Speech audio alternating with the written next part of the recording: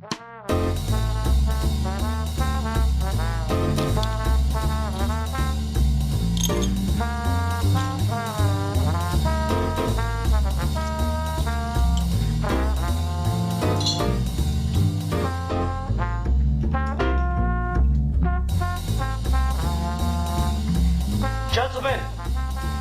the time has come once again to discuss things.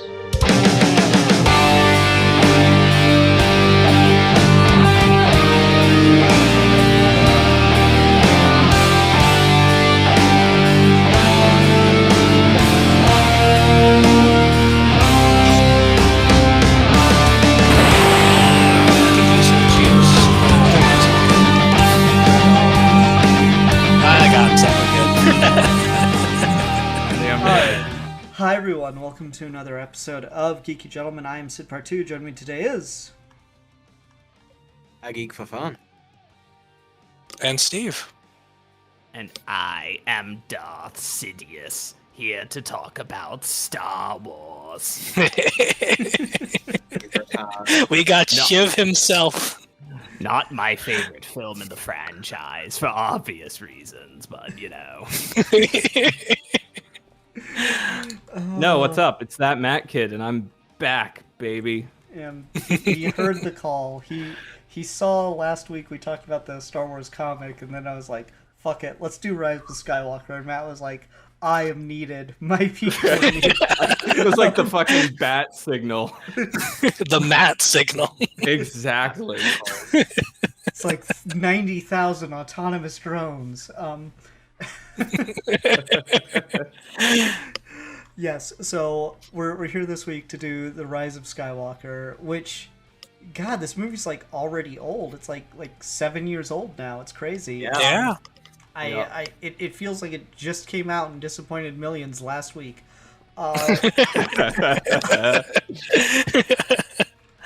It's funny because, you know, this, like, I think everyone in here were like pretty big sequel defenders, like sequel trilogy defenders, as far as like Force Awakens and Last Jedi went, and then then Rise of Skywalker dropped, and like we'll still defend the other two to an extent, but like no one in the world really likes Rise of Skywalker. You'll never convince me.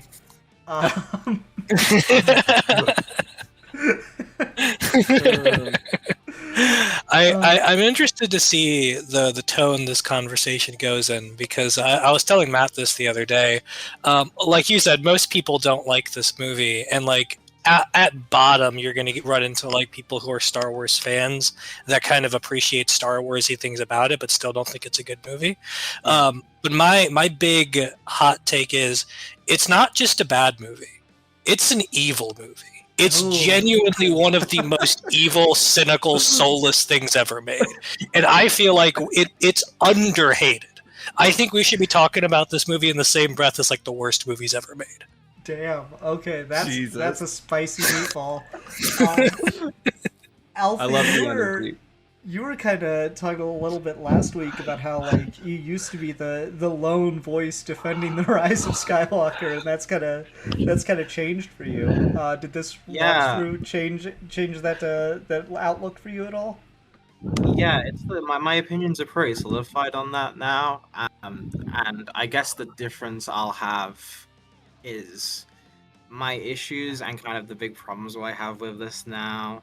I view the entire sequel trilogy under the same lens, like, which I guess is my hot take. Like, I think this is a bad movie and a bad Star Wars movie, but I'm at the point now where I think Force Awakens and Last Jedi are also bad movies, and I have a lot of the same issues with all three of these.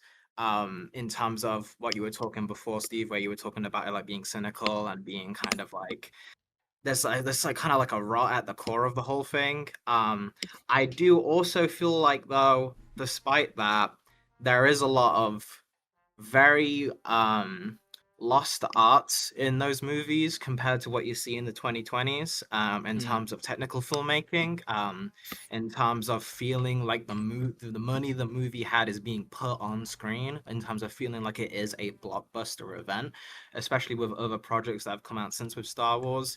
kind of like paling in comparison in terms of scope to this. And I do want to kind of push back on that in terms of the production history of this, in terms of what the creatives were, the pressure they were under from studio executives. But at the same time, being under the pressure doesn't excuse really, really bad creative choices.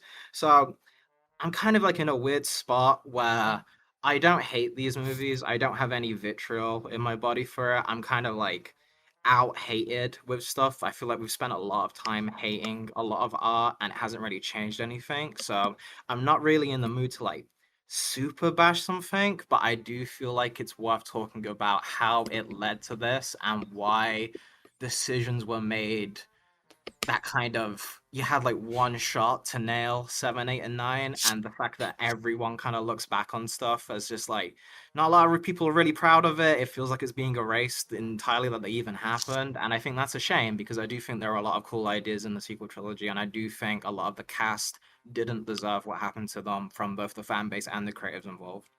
Yeah, I think that like that's kind of where I'm starting to land with it to an extent too, because I think when I was listening to the Dark Empire episode, that's something that you said, Alfie, that really kind of stuck out to me because that's kind of where I'm at with it too. Is that like Force Awakens comes out and it ignites this or reignites this love for Star Wars that I've always had, and I got really invested in the expanded content around Force Awakens. Like I've read, all of the different like Phasma, Bloodline, the Poe Dameron comic, the Before the Awakening mini novel. Like I've read all of it, and I got very invested in this world that the sequel trilogy was building. And then as it goes on, my love for these characters and some of these ideas hasn't really changed. But you get to this final movie, and it kind of feels like a slap in the face in a lot of ways. And you had mentioned, like, why am I still defending this if no one involved in these films is defending them? Like, Lucasfilm doesn't defend them. They will shy away from putting out merchandise for the sequel trilogy as much as they possibly can. Like, it feels like I'm the lone soldier on the battlefield after the war is over, and I look behind me and I realize that my comrades have left me. And I'm just like, man, I didn't even like that last one. What the fuck am I doing here? Yeah.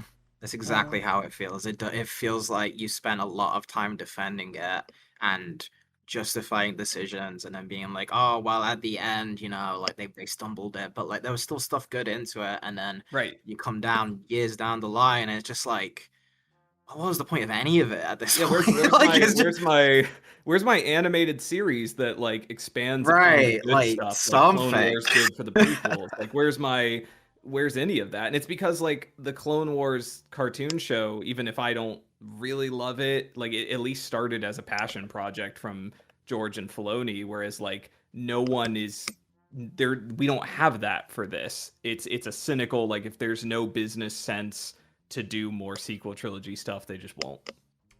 All right, so here's my wild take. I actually enjoyed it more this time around. Not that it's good. Right. I'll like firmly put that, but like I've not watched this movie since the theatrical release. I went and watched it the one time in the theater, and the whole time I'm still with I think the person that gave the best take on Rise of Skywalker, or at least perfectly captured my feeling, was Mistair Fusion in their video, where they said, right away this movie started making decisions where I was like, oh no, but as the movie went on, I kept bargaining with it. I'm like, fine, you can have that, you can have all of that, just don't change this one thing. And then they changed the one thing, and that was the Rey Palpatine. and it's just at that point it just like really ruins it. So like I remember just that feeling of like just getting kicked in the balls in the theater. And like there's a lot of that in the theater.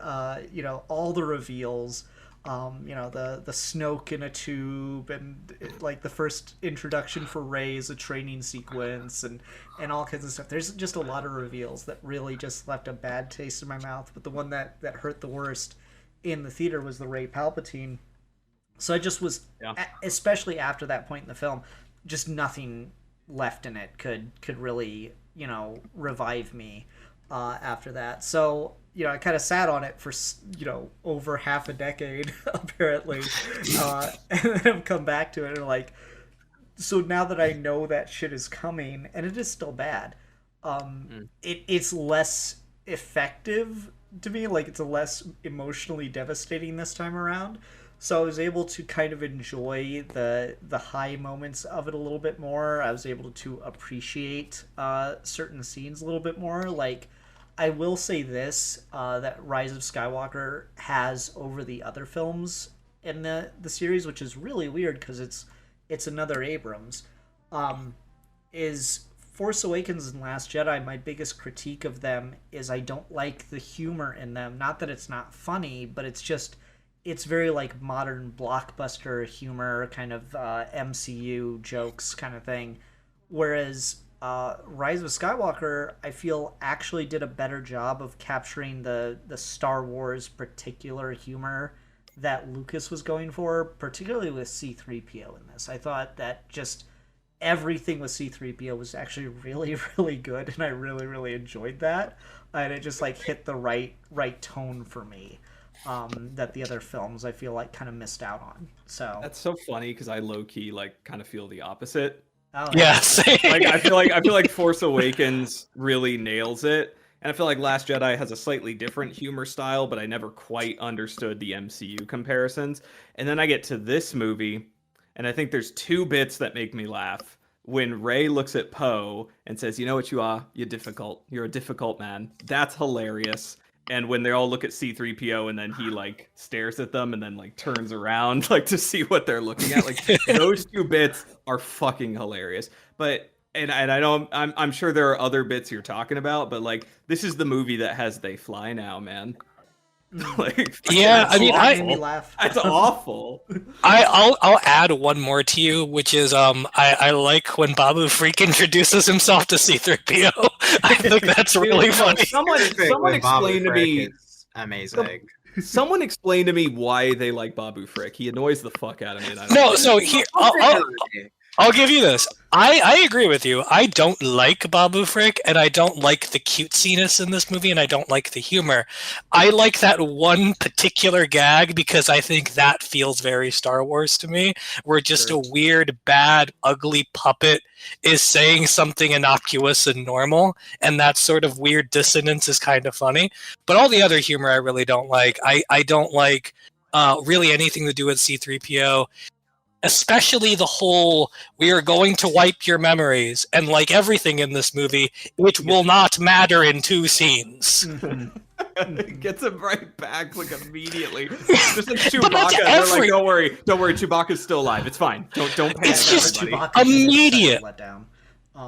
Yeah, it's just like every time something of consequence happens, it actually is not of consequence because 2 seconds later it gets reversed, and that kind of goes hand in hand with the humor thing for me, where I feel like it's a movie that's always just like pausing for applause or pausing for jokes, and if you're sitting there in your living room by yourself, there's just a whole lot of awkward silence with this movie because it's waiting for you to laugh so much. I don't know, like for me, just the MCU comparison, I think, is like, in particular, I think of one scene with Rey in The Last Jedi, where she's training with the lightsaber against the rock, and trying to keep herself from cutting the rock in half or whatever. And then Luke distracts her, and the rock falls, and it just like crushes the space nun's fucking cabbage cart or whatever it is. And that's just like that just feels like it could go in any MCU movie. It's like a tone break. It's added on. It feels almost like studio mandate kind of level to it of, you need to add a joke here or something. We can't take this scene too seriously. Throw a couple jokes in. Be ironic. Acknowledge the silliness. Whereas the humor, even if it doesn't land for you, which I don't think like all the humor in Lucas's films necessarily land for me 100% of the time, but there is like a consistency to it, and the gags, particularly around C-3PO here, just felt more in line with that.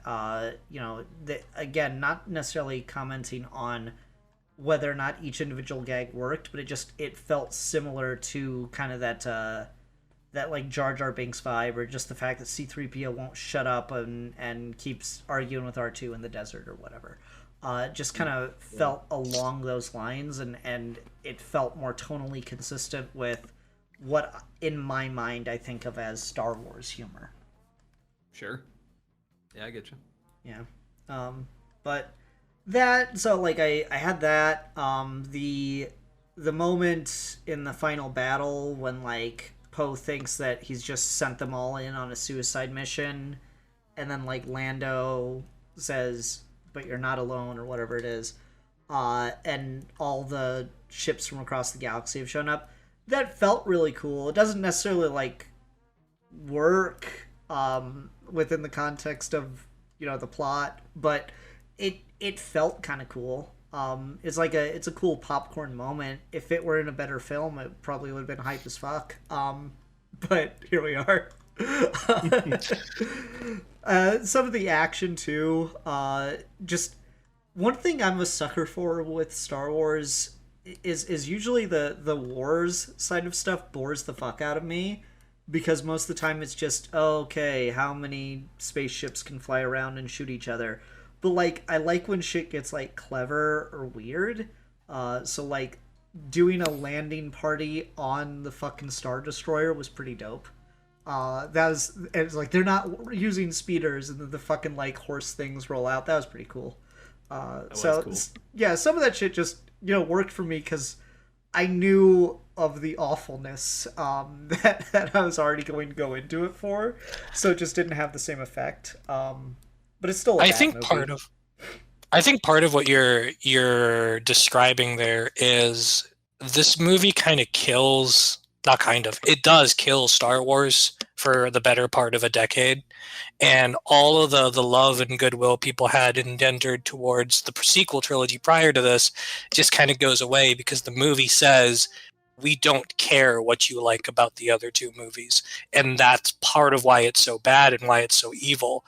But when you go back into this after spending like 5, 6, 7 years not caring about Star Wars, then you're so detached from a lot of this stuff that the things that were charming to you in the first two movies kind of become charming to you again, because you, in all likelihood, there isn't a lot of people who are going back and revisiting Force Awakens or Last Jedi too much in the wake of Rise of Skywalker. Like, I saw Rise of Skywalker in theaters when it came out, and then I watched The Last Jedi one time in the last like 7 years.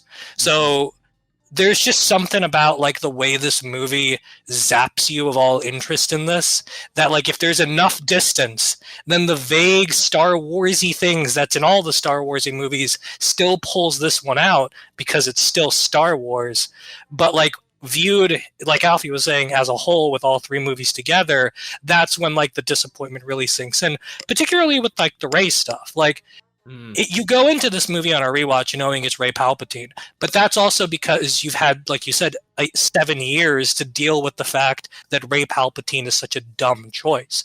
But you go into this fresh off the idea that Last Jedi does this really amazing thing with her and says that she's nobody and allows her to define her own destiny and does something really affirming with her and Kylo that feels unique to Rian Johnson's filmography, and then you slap Rey Palpatine right next to that, and not even like late in the movie, right? Like, one of the big problems with this movie is it's apologizing for the other movie from scene one, because the opening of this movie is Kylo Ren killed Snoke. Well, now he's got the Emperor. Rey is a nobody. Well, actually, now she's a somebody.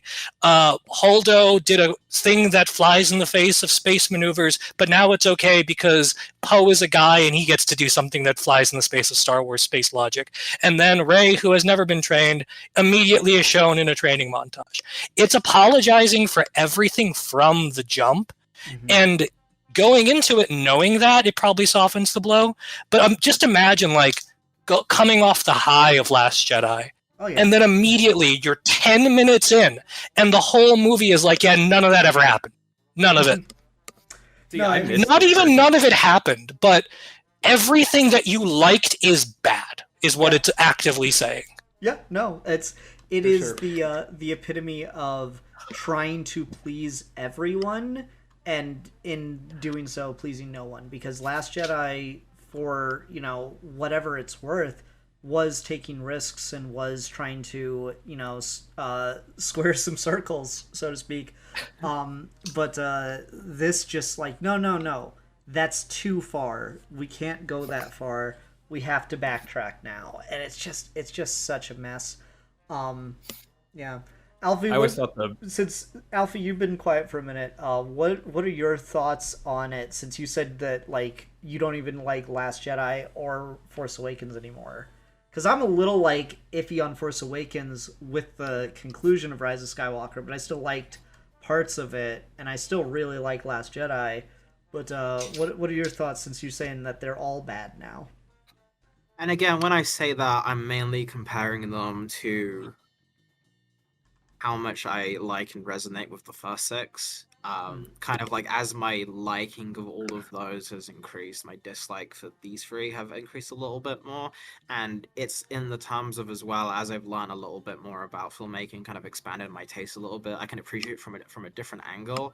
And that's where, when I was younger, Last Jedi kind of impressed me a lot at the time, because it was kind of like baby's first kind of like here's a filmmaker doing stuff. And I do think Last Jedi out of the three is the most respectable, but I just, when I was going through and a watch, I just felt like all of them have the biggest problem where, despite being called the sequel trilogy, they don't feel like sequels. They don't feel like they are interested in continuing the story, or interested in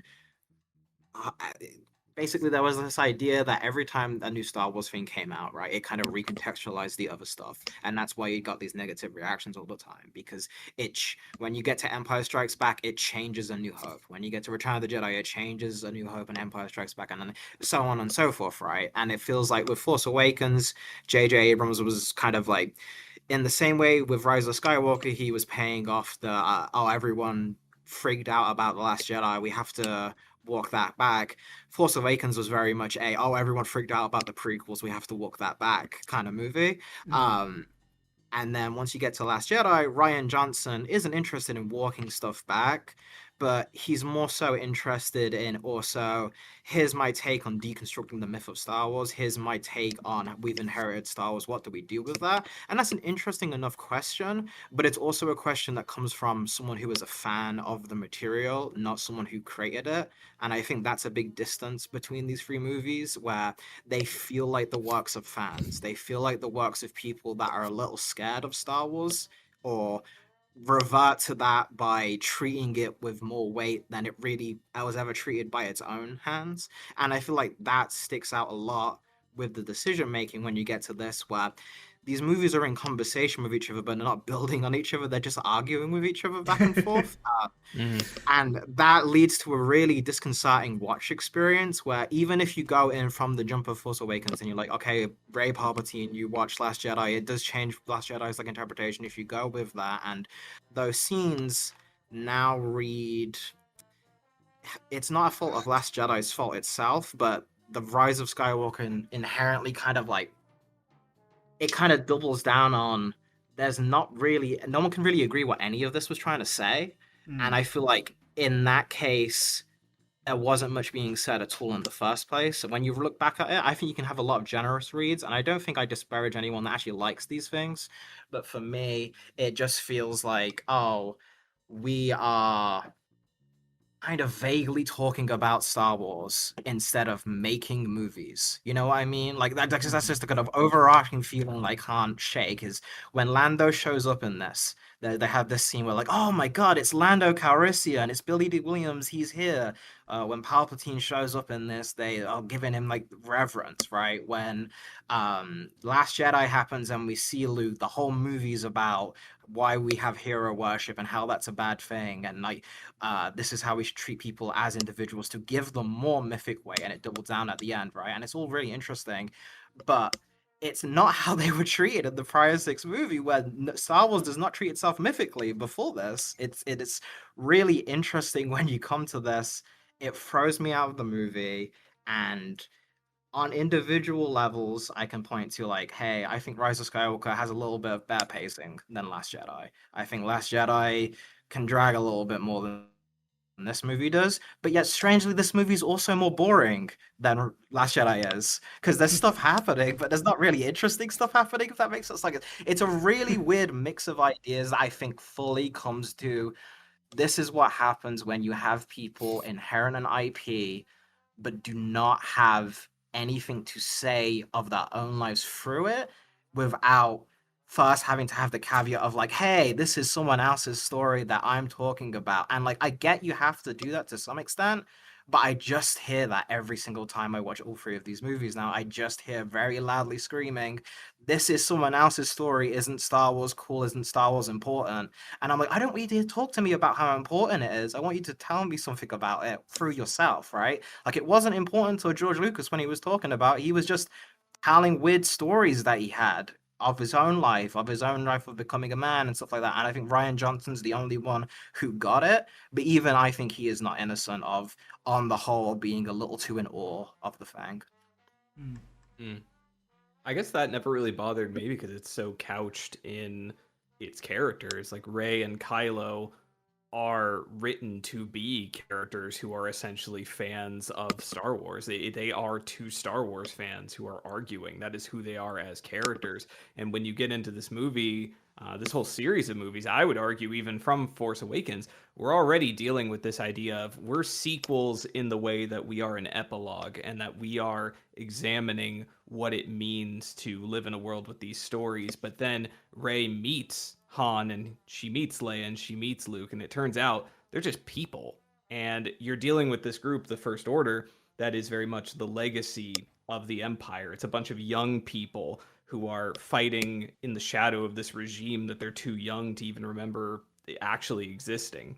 And so it's about these competing ideas of memories and stories and legacies, and it's all filtered through these characters who I think are really interesting.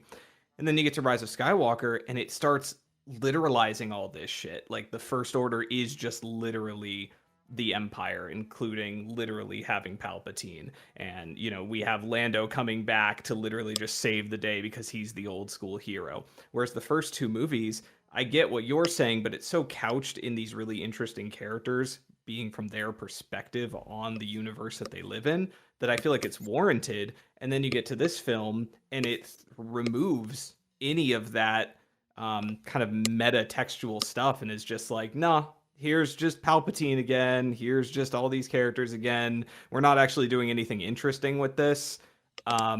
Here they just are here now. And it's one of the many ways that I just feel like this movie fails its predecessors incredibly. And to your point, right? Like the Force dyad, that fucking bullshit of whatever the fuck a Force dyad is. The previous movie, Last Jedi, had Rey and Kylo talk to each other, and those scenes were really interesting because they were an opportunity for those two characters to speak on terms where they're not fighting each other and really get a sense of understanding. But they were also shot really interestingly because they were having reverse shot conversations that felt like they were in the same room with each other.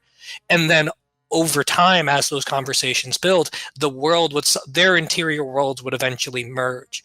And that way of connecting those characters, like you said, of them exchanging stories and exchanging interpretations of what they thought this universe was and being let down by what's come since and their role in the story and kind of begging for that role and realizing at the end, both in different ways, that they can't do that they can't just be the echoes of their predecessors. They have to choose for themselves who they want to be. And then here, you just invent a Force concept because the other movie did a thing, and you don't explain why that Force concept matters at all, and you don't shoot the conversations in the same interesting way. You just kind of take the Cliff Note aesthetic things of, well, sometimes they're actually in the same room. That's how this is supposed to work, right? Instead of taking the metaphor for it, they take it hyper literally, and it makes both characters less interesting because they just end up being footnotes in each other's story instead of being co-protagonists the way they were in the Last Jedi. The other thing that's really interesting about Last Jedi and why it's still like the only one of these that I still think would go to bat is as good as any of the other ones is it's the only a main trilogy movie of the main 9. It's the only one written and directed by one guy outside of George Lucas. Rian Johnson's the only person in the 9 movies who ever wrote and directed a Star Wars at the same time that wasn't George Lucas. And when you watch that movie, he's dealing with that. He's dealing with what it feels like to take a keys to the kingdom, and whether or not his sensibilities mesh with it, and whether or not these ideas have any power, and whether or not the hero worship of the franchise and the fandom is something that we should have in the first place without affirming it by the end, I think. And then this movie has to walk all of that back, and this is part of why it's such an evil movie. The Last Jedi was allowed to be an artist expressing himself through Star Wars, ideally what you would want out of an IP. The Rise of Skywalker ends up being, no, you can't do that because Star Wars is a brand.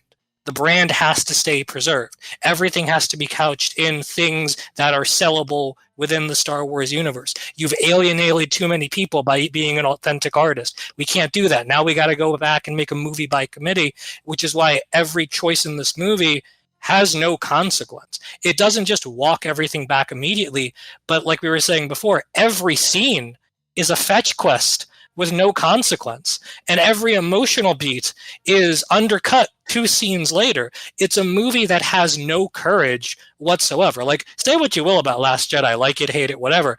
That's a gutsy movie. That's a movie with a filmmaker saying, look, people are going to like it, people are going to hate it, I'm just going to deal with it. And to his credit, Rian Johnson's been dealing with it for like 10 years. This is not that. This is coward shit. This is the most anti-art way to make a movie because all you care about is the brand and the fandom. You don't care about making a movie. You care about being liked. And consequently, no one likes it. Mm-hmm. Yeah, no, Counterpoint. that's the thing is it is When so... Sorry.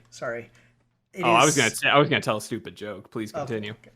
It is so preoccupied with trying to win back the people that not just Last Jedi. Like, Last Jedi lost a lot of people, but like from Force Awakens, a lot of fans were really annoyed right out the gate, right?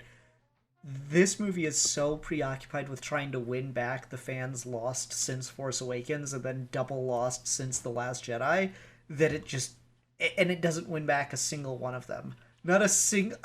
Of all the takes I've heard on this movie of the sequel trilogy as a whole, I have yet to hear one guy go, well, Rise of Skywalker really fixed all my problems. Like... Well, yeah, it's pandering to, like, you're trying to appeal to the people who never liked the first 2 movies in the first place, and then pissing off the people who did like the first 2 movies. It's amazing how they're able to do both of those things simultaneously. Matt had a really good point. All 3 of you had really good points, so I'm gonna try and get to all of them because I've got interesting things to talk about. So Matt, your thing when you were talking about how the characters are from jump, they're embedded to be Star Wars fans, and you described it really, really beautifully. And you gave me the same feeling, the phenomenon I have sometimes when I'm just scrolling through TikTok and I see like a really cool Rey edit or a really cool Kylo edit, and I'm just like, I see the visuals at play, right? And I'm like, fuck, maybe this shit was good, maybe it was too harsh on it. This is really cool. Like, I fucking love how this looks. There's energy to this. There's like punch into this. Daisy Ridley, what a performance. Adam Driver, what a performance, right? And then I go and watch the movie, and I'm like, yes, all this shit is there, but I can have that thing when my friend Matt talks about it, or I can have it in a 60-second TikTok. When I actually sit down and watch it, this shit don't hit. It don't hit like how you talk about it, you know? When you say the first order is a bunch of young people, and I'm like, yeah, you're right, that isn't Force Awakens. And I watch Force Awakens, and I'm like, fuck, that is just the Empire. It's just an excuse to cosplay A New Hope, isn't it? Fuck. Well, Like, I don't want to interrupt you, but I just need to say I will be going on a tangent at some point in this, a little rant about the treatment of the First Order and General Hux throughout the sequel trilogy's lifespan. sure. I have to. Yeah. I have to go on this rant. Otherwise, I'm going to have all this information bottled up inside of me, and that's going to kill me. So please finish the point. I will get to it when we get to it. That's sounds fine. good. Matt has the floor next. To Steve's point about the cowardice of this movie, I agree with that as well. However, given the time, I do think cowardice is a pretty good term to cover all three. And I know, again, Ryan Johnson, out of everyone here, he has the least blood on his hands, right? But I do think it is important to acknowledge that he did have the opportunity with, say, Finn and Poe, for example, to even if not confirm them. Like the Last Jedi has a really good direct documentary called The Director and the Jedi, and he talks about that where the original concept was Finn and Poe having their adventure together. And then I don't know if he got the note from upstairs that, hey, you have to introduce a girl or something, but at the same time, Oscar Isaac and John Boyega don't really talk that fondly about Ryan Johnson. That's within their own things and stuff, but I do think it is important to say that in The Force Awakens, Kylo is very much not the co-protag, and then TLJ happens, and now Kylo is the co-protag, and that doesn't come without a cost. That is at the expense of John Boyega's character. That is at the expense of other characters in the story. That's to say that was an interesting choice. I really like Kylo's my favorite part of all three of these movies. I think he's consistently like the most engaging presence on screen, just because Adam Driver like gets a lot to do with. But John Boyega had a really interesting interview. After the sequel trilogy just had said is like, yeah, you gave Daisy depth, you gave Adam depth, they know this, but you didn't really give us much. And there is an attempt at an arc in Finn: The Last Jedi, and Rise of Skywalker, I think, is even more guilty. And for some reason, he's really chill with J.J. Abrams still. But Rise of Skywalker gives him fucking nothing. But like, he yells Rey a lot. He does yell Rey a lot.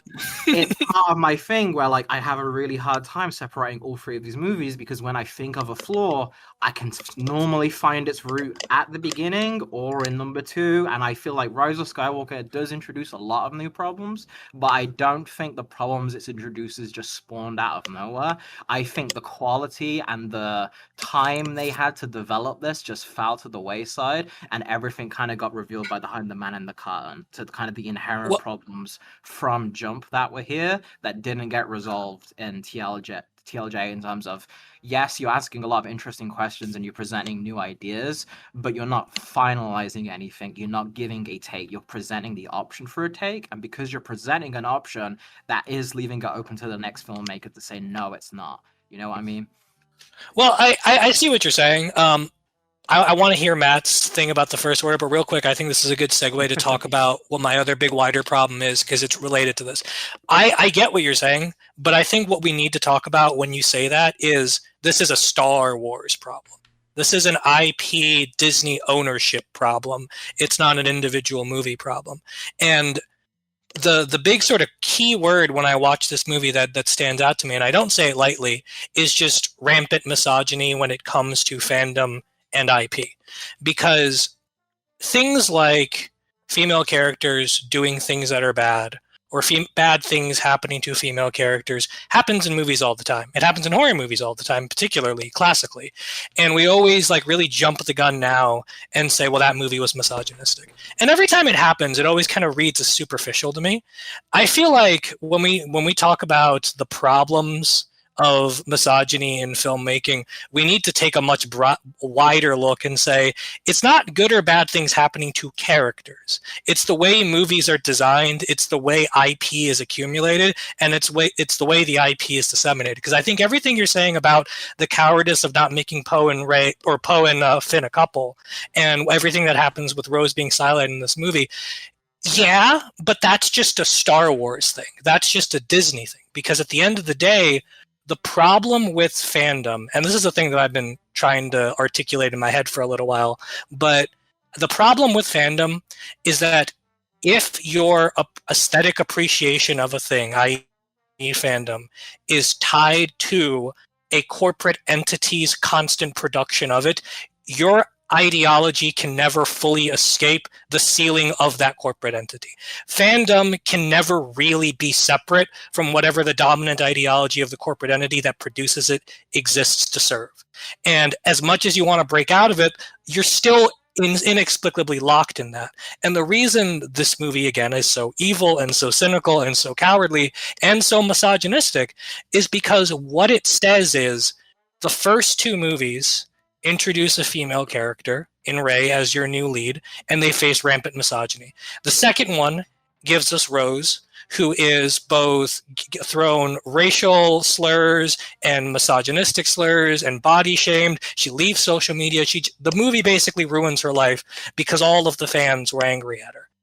And then this movie comes along and it says, you know what?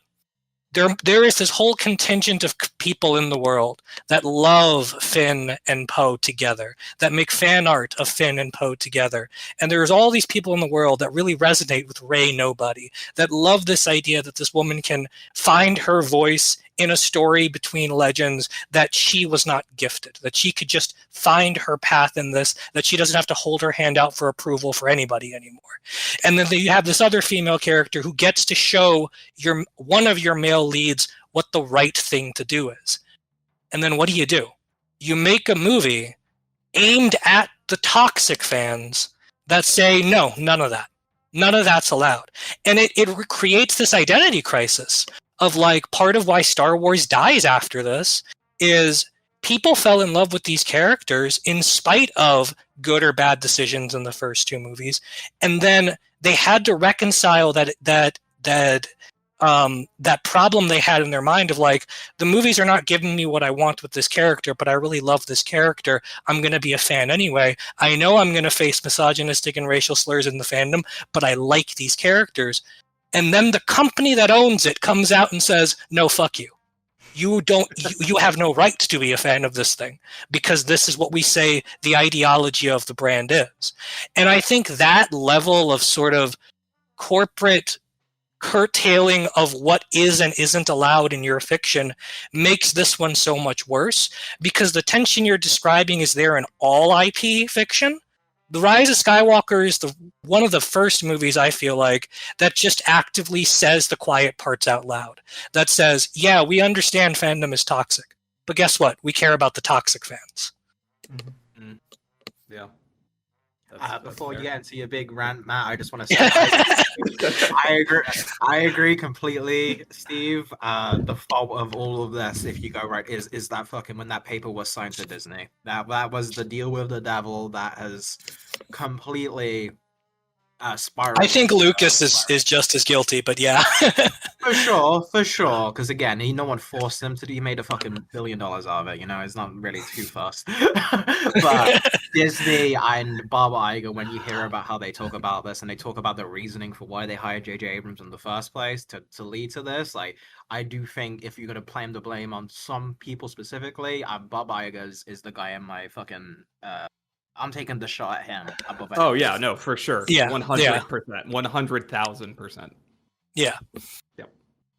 All right. Alvin, did you have anything else for me? I think you said you had some for all 3 points, but I wanted to. We got kind of sidetracked there, so I wanted to make. Oh yeah. Sorry. No, Ian, completely. What you were talking about, where it was completely the basic idea that all of this just kind of it doesn't feel good.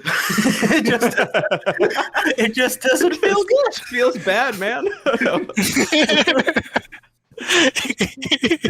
No, 100% agree. Okay. Are we good for Matt then? Is Matt good? First order rant. Let me put all of you on game for a second. Let me talk about the First Order. And yeah. Okay, so here's my thing. I'm very close to this because my wife collects Hux and First Order merchandise. That's like her thing. And between the two of us, when Force Awakens came out, we got really into the canon EU surrounding Force Awakens and leading up to Force Awakens and between Force Awakens and Last Jedi. And I tell you what, there's so much interesting shit with the First Order that surrounds the Force Awakens. What I like about the First Order, what I liked about the First Order is when you read the Aftermath trilogy, when you read Phasma, when you read Bloodline, you're introduced to this group of people that, yes, it started as a contingency plan for the Empire, but the wrong people died. The person who was supposed to spearhead it died in the Battle of Jakku, and Ray Sloan, no relation, Ray Sloan is the one who ends up taking control along with Commandant Brendel Hux, who is Armitage Hux's father. they form what will become the First Order. And the main difference between Ray Sloane and Gallius Rax, who was Palpatine's choice to lead this contingency plan, is they had fundamental disagreements about the Empire, because Gallius Rax was loyal to the Emperor regardless of the Empire, and Ray Sloane was loyal to the Empire regardless of the Emperor. And so when Ray Sloane is the one who survives and goes off into the unknown regions to form the First Order, the idea is that the First Order is a bunch of order fetishizing militaristic cult people who are wearing the Empire as a crude mask so they can enforce this zealot-like order upon the galaxy. They were not trying to rebuild the Empire as it was. They are trying to bring an end to what they see as the chaos in the galaxy and bring about this perfect uniform order throughout all the systems. This is something that General Hux is extremely passionate about, and this is why the comparison between Hux and Tarkin in Force Awakens and New Hope is so provocative to me, because Tarkin blows up Alderaan so casually in this bureaucratic way. And when Hux blows up the Hosnian system, he's this fucking insane cult leader who is on the verge of tears as he tells them that this is the culmination of all they've been working for. And that's why I've had this like hot take forever that the First Order, and by extension General Hux, are incredibly fascinating in Force Awakens and then never again. Because as soon as you get to Last Jedi, and I do blame Ryan for this to an extent, he starts treating them like they're just the resurgent Empire.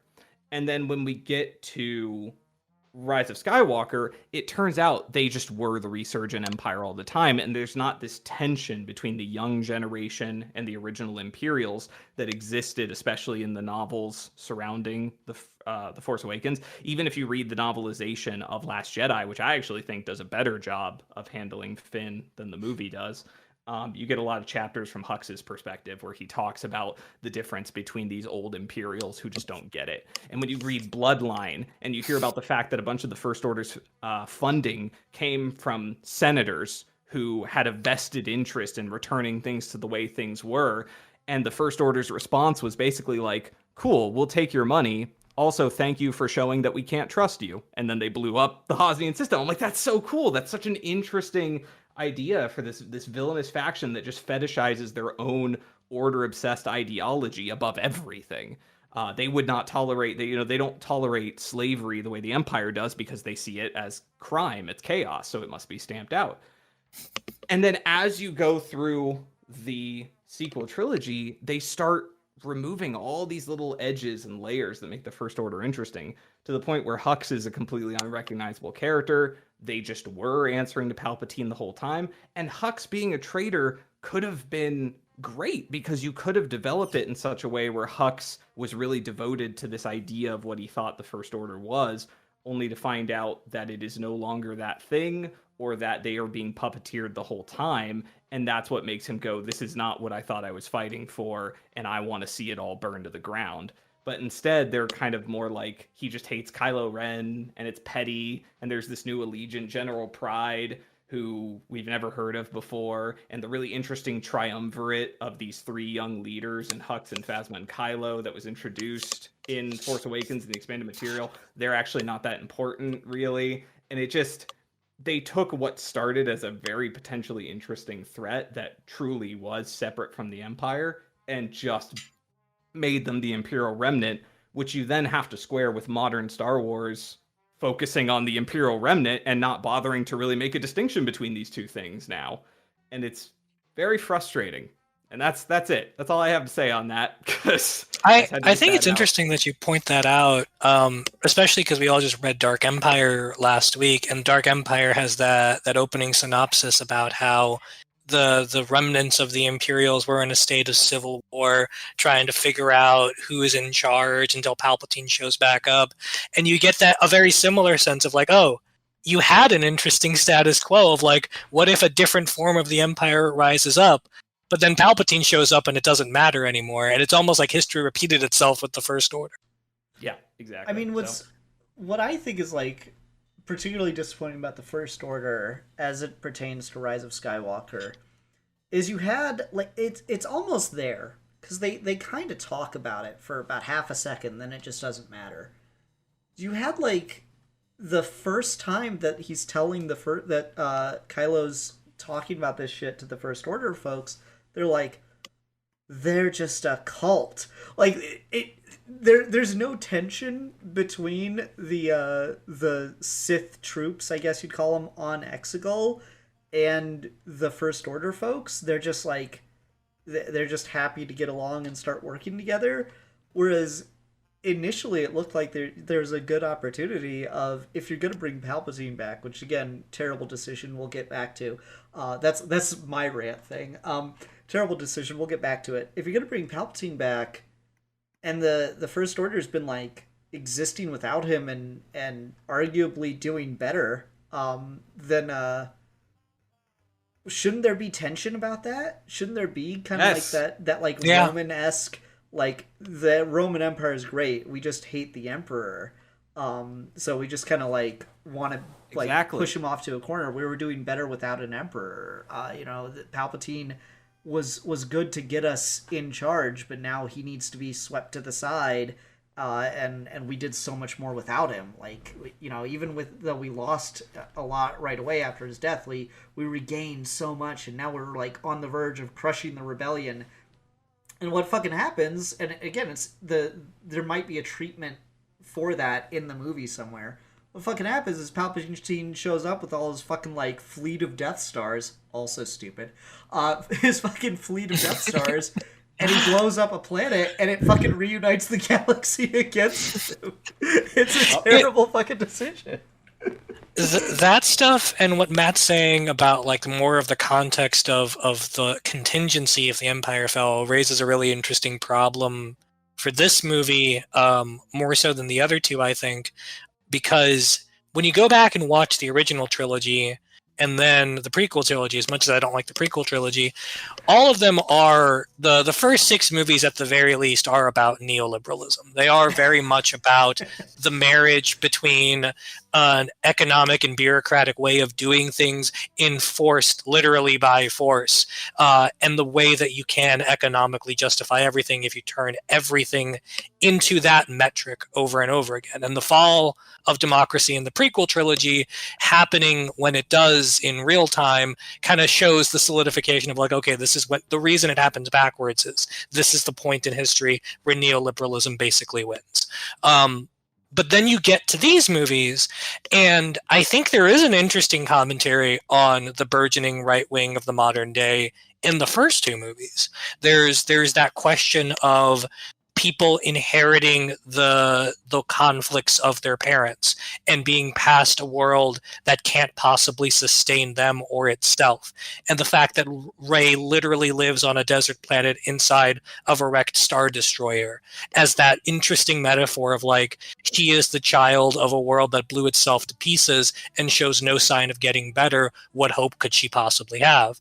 And then the Last Jedi coming back around on a similar level, and even though it reduces the First Order to basically the Empire Remnant, it does again sort of ask this interesting question of like, how many times are we going to allow ourselves to repeat this same conflict over and over again?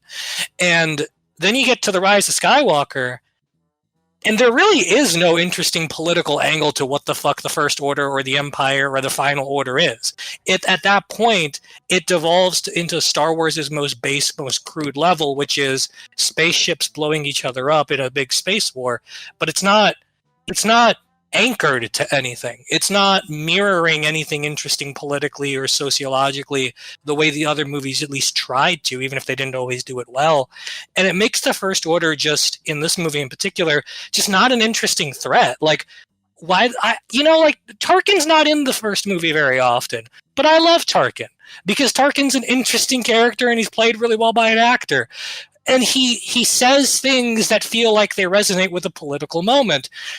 And then you get to like fucking General or Admiral or whatever the fuck he is, Pride here, and he has that turn where he's like in the Emperor's thrall, and I just had to like pause because I'm like, wait, am I supposed to know who that is? And like, am I supposed to know what anybody wants in this movie? Like, am I supposed to understand what exactly the First Order is promising in a way that I did in the previous films, or the way I understood in the previous Star Wars movies? But like, what exactly is the First Order's goal here?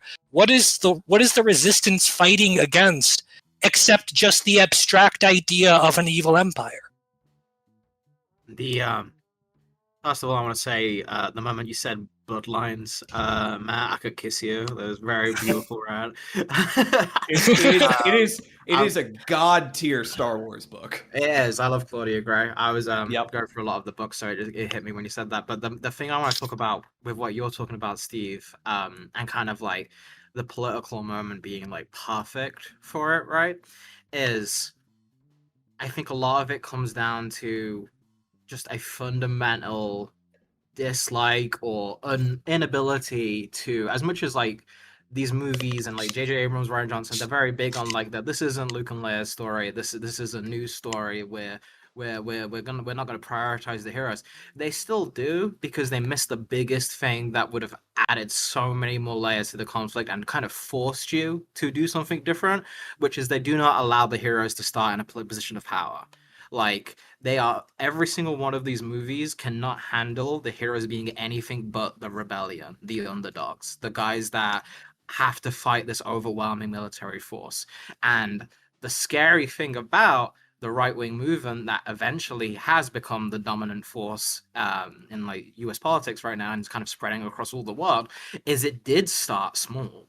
It did start from a place where people kind of underestimated it, and people were like, oh, this is a joke, or oh, this is something that isn't really going to be something to deal with. And then they kept doing it over and over and over again, and that comes from a position of feeling you're secure. And I think a lot of the issues with repeating beats from prior movies without having anything interesting to say about it, and the weird messaging between the cult-like nature of the First Order till just becoming the Emperor again at the end of the third movie, is an inability to have your heroes reckon with the fact that they won, and maybe they're not the best at leadership. Maybe just because they won, the battle isn't over, right? And I think a lot of interesting things could have been done with that. I think you could have done a lot of interesting things if you didn't wipe out the Jedi all over again. I think there's a lot of things that would have forced you to make a decision on it. And every single one of these movies frustrates me, because even this one, like you said, Steve, up front, this tries to make decisions and then walks them back immediately.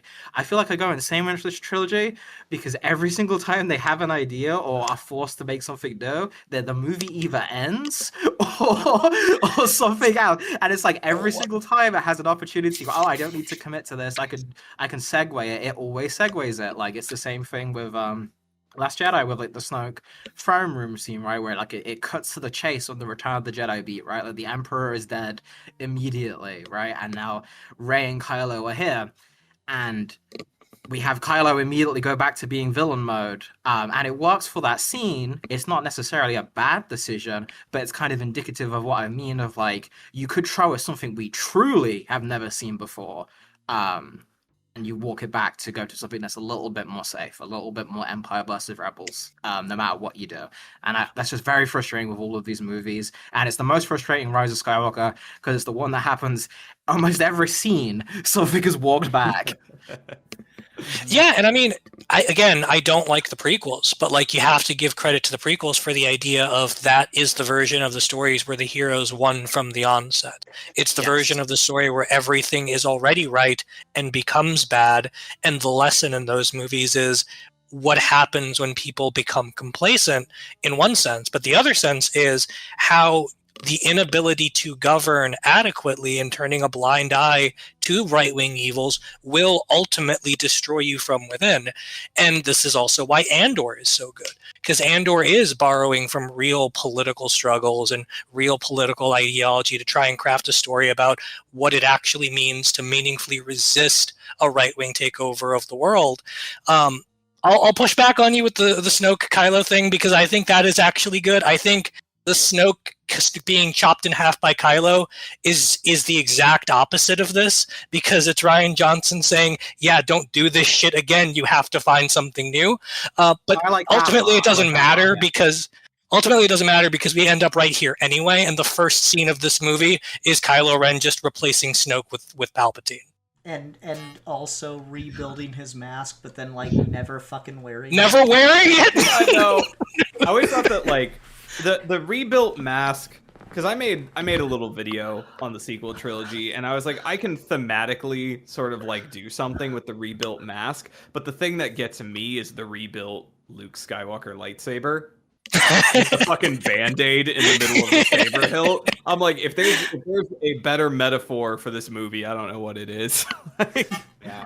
It's also interesting that like the whole sequel trilogy is surrounded by the image of Luke Skywalker's original lightsaber, which ultimately in context isn't even Luke's real lightsaber because it's Anakin's. Mm-hmm. That's what I mean, right? It, like, so because it went through all the movies and stuff. Yeah. But that's why, like, it's not even Anakin's first lightsaber. That's what's crazy. Right? No, it's not. Well, yeah, it's mythologizing a thing that has no myth. And that's again the same thing. You get that moment in this, right, where we have the Force ghost Luke shows up, right? And like, I have beef with that for the same reason.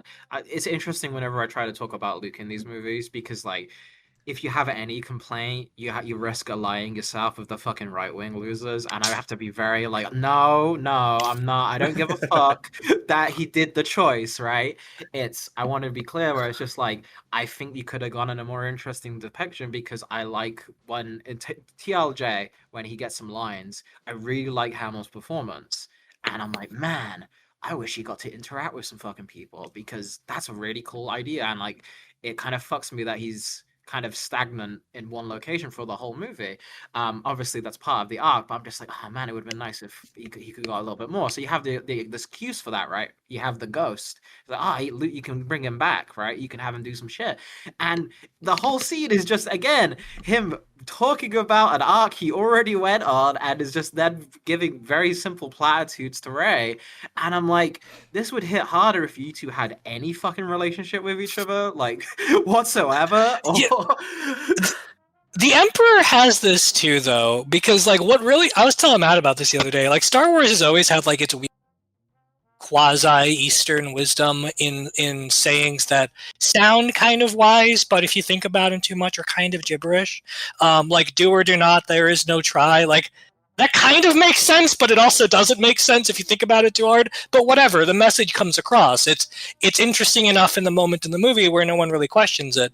This is the first time where I feel like there is like some Star Wars wisdom being passed on, and I feel like it's just gibberish, because Palpatine's whole thing is like, yes, strike me down in hate, and then I will go live in you because you hate me, and that is a big gotcha. And every time he says that, I'm just like, I mean, you're an evil tyrant. Isn't it morally correct to hate you? I don't understand why that's a bad thing in this context. Also, it didn't work the first time you tried that. So, like, why? Right. Like, what exactly does that mean? And also the like, even just down to the mechanics and the logistics of it, when he actually starts fighting Rey and she just bounces the lightning back at him. And I'm like, you've done this before. Like, why did you? I just don't understand. Stop with the lightning, pal. Stop with the lightning. Yeah, and you're really good with the lightsaber. Just use the lightsaber. He's also. That's what I'm saying. He's great with that shit. He was fucking crazy with that. He's also just like, you know what would have worked if he just said nothing, because she would have just killed him. That's why he was there. You didn't have to let on.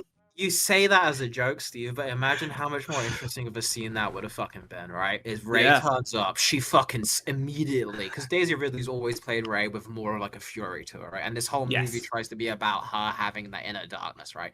She turns up, he's sitting in the same throne that Luke did, but this time his dad's not there to protect him from the saber blow where Luke was going to cut Palpatine in half.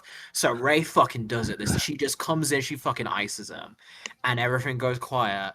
And then she just hears his voice still. And you pay back to the original thing of like, I am every voice that ever lived inside your head. And you kind of show that like, this is why a Jedi can't strike fucking defenseless people down in anger, especially not this weird fucking ghost. Like, you could take that and then you can go deeper with the Force. You can talk about some of the Sith spirit shit we talk about in the EU and well. You can keep it vague and just do interesting camera techniques with like audio, like bouncing it around the room, fucking playing with the medium, you know, because what it comes down to is, like you said, it's just repeating beats of the Emperors. Like he chokes them out, he throws them down, he zaps them, and I'm just like, there's so much more interesting shit you can do with this character who is effectively a god of evil.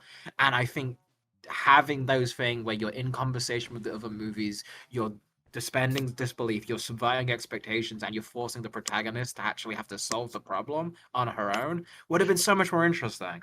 Well, but like at the end of the day, right? The reason they don't do the more interesting thing, the reason why the better choices aren't happening, is because J.J. Abrams, as a filmmaker, has nothing to say in this movie. The reason the Last Jedi, as good or as bad as it is, however much we want to argue about that, Rey and Kylo operate and think the way they do because Rian Johnson's working out in real time what he thinks about Star Wars through the vehicle of these two characters. The reason they make these choices is because this is how Rian Johnson theorizes the idea of Star Wars in film form. The reason Rey doesn't do anything interesting in this movie is because J.J. Abrams has nothing interesting to say, which means that Rey has nothing interesting to do.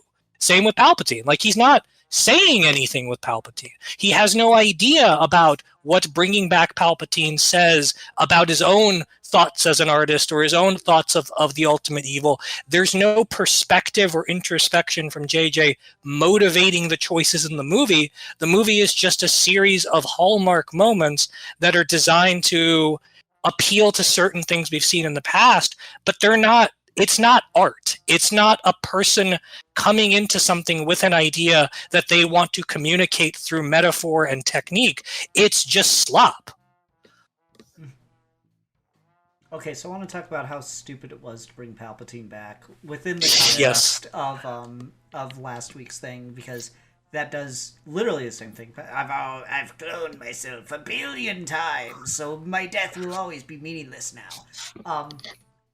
So like this is the problem with why I loved The Last Jedi, because I spent 2 or 3 years after The Force Awakens hearing every stupid fucking fan theory in existence. My favorite still being that Snoke is Mace Windu. That would have been hilarious. Right? No, my favorite is that Snoke is the kid who goes, Master Skywalker, there's too many of them. That one was That would have been amazing.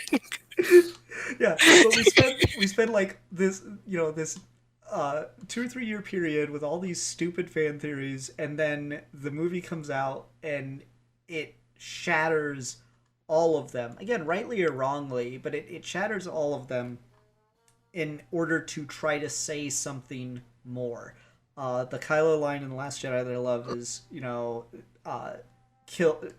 abandon the past, kill it if you have to, right? Like, it's so fucking perfect. How that the tone, the emotion that sends.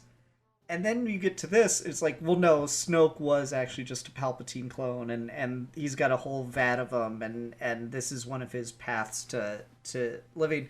And the problem you run into when you do that is, if you're gonna Batmanify Palpatine's immortality strategy, then every Star Wars story now just becomes, and now somehow Palpatine has returned again. Mm-hmm. Because once you do it once you pull the trigger on that, that just means that he's just always, there's no reason that, like, if he was in charge of the entire galaxy for 20 years, there's no reason that he shouldn't have a fucking Palpatine clone factory on every goddamn planet.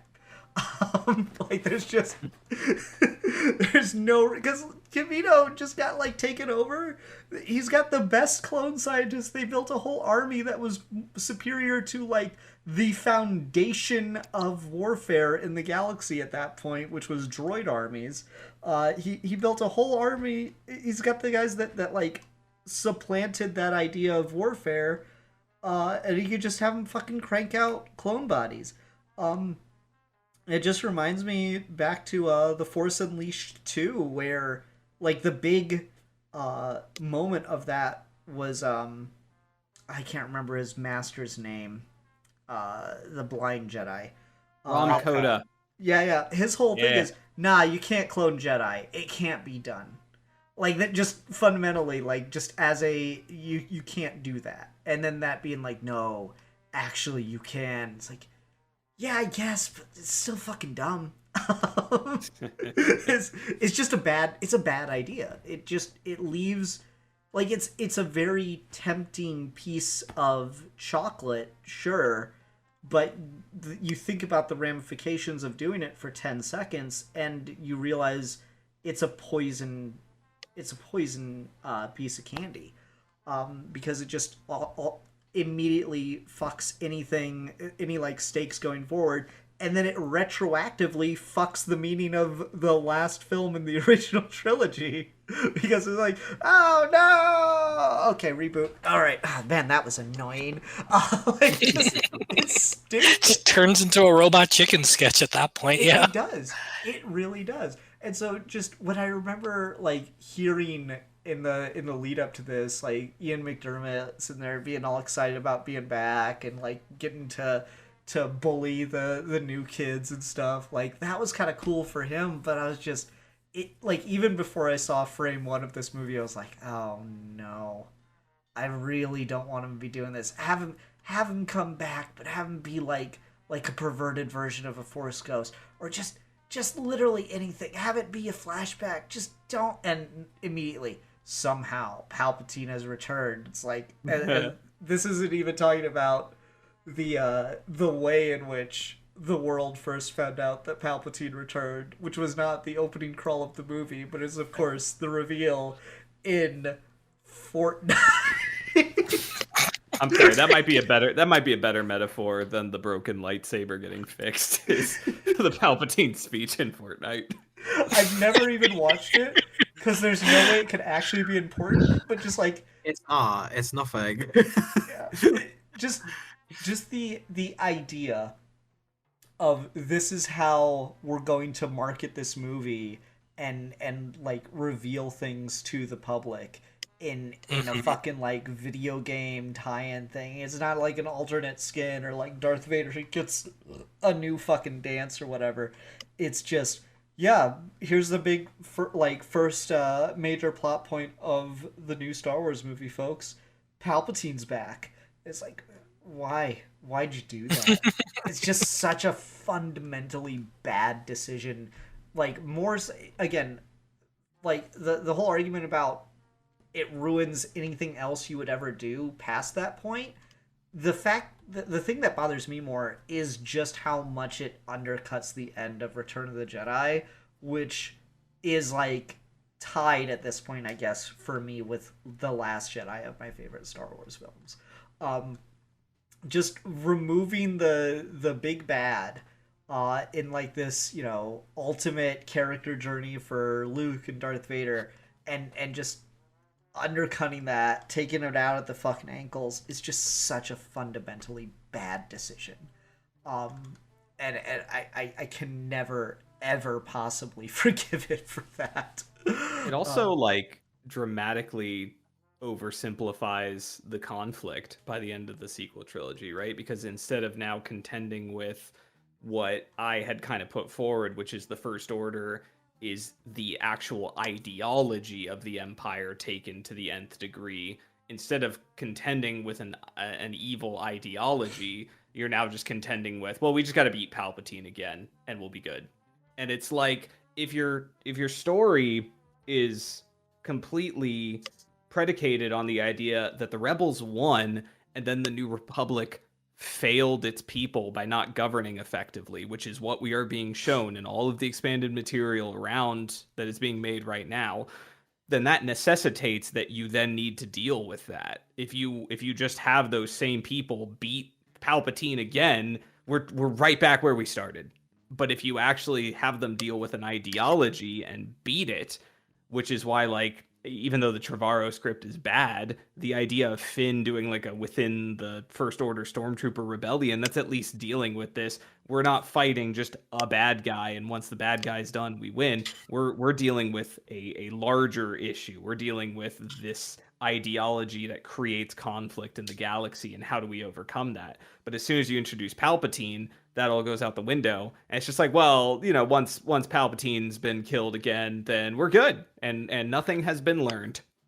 Well, and it goes back to what we were saying earlier about the fact that there isn't like any sort of interesting, coherent political conflict in this movie, even though those ideas existed in the previous films and the previous trilogies. And because of that, what you end up with is a whole lot of hollow signifiers of Star Warsy things, but none of the emotional weight or none of the conflict that makes them interesting in the first place. Like Darth Vader and Luke going at it in the original trilogy, it's not just like big dude in a black costume and a red lightsaber versus small dude with a blue lightsaber. It's playing out a larger conflict both between their father and son arcs, but also between like that sort of 70s spirit of independent filmmaking that Lucas was into. The original trilogy is all about how the studio system fell, requiring people to make risky moves and letting artists do risky things. And Star Wars was an expression of that the Empire was the studios and that the rebellion was the 70s free love, free spirit, individualist segment that broke from it. And then the prequel trilogy is the opposite. The prequel trilogy is Lucas recognizing and reconciling the idea that Star Wars rebuilt the very empire that he was fighting against. And so kind of retroactively, he has to tell a story about how Star Wars ended the world by creating a trilogy where all of those mechanisms of control are there from the start and are allowed to win. And these movies take all of those symbols and signification that Lucas developed, and it just hollows them out into nothing but very easy. Here's Palpatine. Here's the bad guy. Lightning means that you're a bad person. Don't shoot lightning because it means you're bad. But you can't feel too bad about it because that would give the movie too much dramatic weight that might challenge a viewer. So whatever consequence that comes from your bad thing, we will immediately tell you it's all okay because we can't deal with the meaning of the images. Yeah. Although I do think his design is cool. Yeah, I think looks that's I design. like that. That was definitely. I remember when they added that skin to Battlefront too.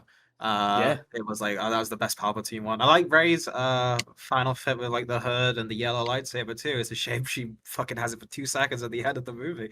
Dude, okay, can I Rey Star I will say Wars. some Rey Star Wars. I will say something about that. Like Rey's final fit, I don't really like that much because it's just a reskin of Force Awakens, and the reason they're doing that is so that way it blends better with the Carrie Fisher footage that they still had, and that's something I really noticed, shockingly so, on this rewatch, is how ghoulish it feels every time Carrie Fisher is on screen. Yeah. Because they are clearly reusing extra footage that they had, and they're writing whole scenes around whatever lines they happen to have for Leia to say, because she says nothing that's like interesting or character defining or profound. All of her lines are extremely generic, like 1 to 2 word lines that could easily be fitted into like any type of conversation, and they obviously just kind of wrote around those, and so she doesn't really feel like an actress giving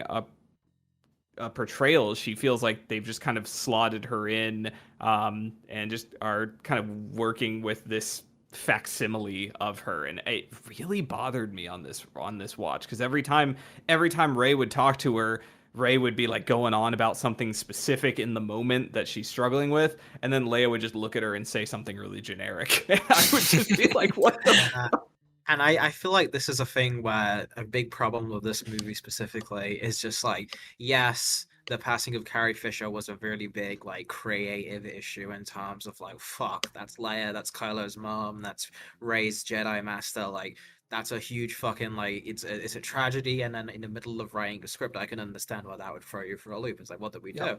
And then the decisions they make are like the worst possible version of that you could come up with to problem solve. Just open it with a fucking funeral. You'd make people cry. Like you'd have an immediate hook. You'd have an immediate. If you really want to stick to the Palpatine thing, you can have a theme about why is it that the fucking good people die and then evil seems to always live forever. Like you can do something with that, right? Like you can have some interesting dynamics if you just don't overthink it. If you just play it as a opportunity to tell a story, to give us your perspective. What is your perspective, J.J. Abrams? What do you have to say about this thing, J.J. Abrams? And every time he comes to it, you reveal like, oh, this isn't the guy who has a perspective on Star Wars.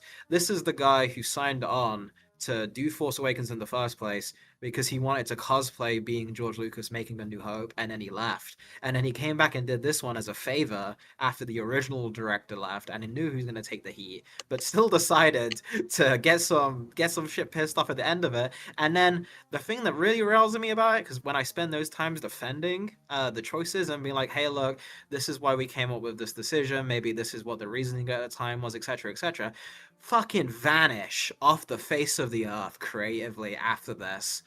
It's dozens of projects in the works, nothing completed out of sheer embarrassment. And like, the least you could do is come out and be like, hey, these are the choices I made, I stand by them. I would have so much fucking respect for anyone with the sequel trilogy to come out and do that. And I do also have some of a little bit for Rian Johnson. He is less so. He's the only guy. Last Jedi, he came out and he did defend that, right? But also, I do kind of believe that when there's a recent interview with Kathleen Kennedy that came out where Rian Johnson for a long time was talking about like, oh, I still really want to do my Star Wars trilogy. I still want to do this thing. And then she came out and basically said, no, he doesn't. He kind of, it was on him that he kind of got cold feet and he kind of got scared, which if that is true, Fab, I don't blame him for getting scared. I just do think it makes me look at like, okay, so everyone involved in this either got terrified or is kind of like shrieking away from it. I just wish someone had some fucking balls and was like, hey, I stand behind the choices, I stand behind the creators, this is the cast, this is the thing I like. And the only one who really consistently does that is fucking John Boyega. John Boyega's the only one that talks about and say, hey, this is where things went wrong, this is what I don't like, this is the people that I worked with and involved, and this is the choices I made. And he's got a very weird fanboy brain, but I respect having the courage to come out and like stand behind a piece of work. And I wish that was something that I don't expect a company to do that, but it just feels like so many years on, it's that last soldier analogy again. It's just like, what the fuck were we fighting for? What was the point of even making these movies? You've said nothing, you've done nothing, and it looks like the legacy is completely nothing. Like 10 years, everyone was waiting, like wait 10 years and the sequels would be reappraised just like the Clone Wars did to the prequels. It's like, well, it's been 10 years. And if anything, the discourse has gone worse. Like people dislike them more now than they used to. It's kind of weird. It's because they like completely abandon it after this. Yeah, that's really what it is. There, as Matt was saying, like when they first launched with Force Awakens, there was, because I remember like Marvel started doing the comics, and one of the big problems was like people were really liking the characters from Force Awakens, The Last Jedi, but they weren't doing anything with those characters really in the comics, and it's like the impression was, well, they want to save the stuff for the movies and doing stuff with them in the future. And it's like, yeah, I guess that makes sense. But like you had Force Awakens, you had all the novelizations coming out, or novels coming out, you know, explaining the new continuity and where things stood. And like that was like that really big explosion. And then just it all just fell off. Like I don't like they made one cartoon about the Resistance and it lasted a season. Oh, it's not even about the Resistance. It's 2 seasons. It has. I've watched the whole thing multiple times. It has nothing to do with the Resistance. It actually would be like almost lost media at this point. Nobody fucking talks about that fucking show. Oh no, that's my thing. Is I could say that Star Wars Resistance is about whatever I want. Yeah, no one will know who's going to just be like, oh yeah, Exar Kun shows up. Oh yeah. There's a bounty hunter named Axe to Grin, and I'll let you decide if that's true or not.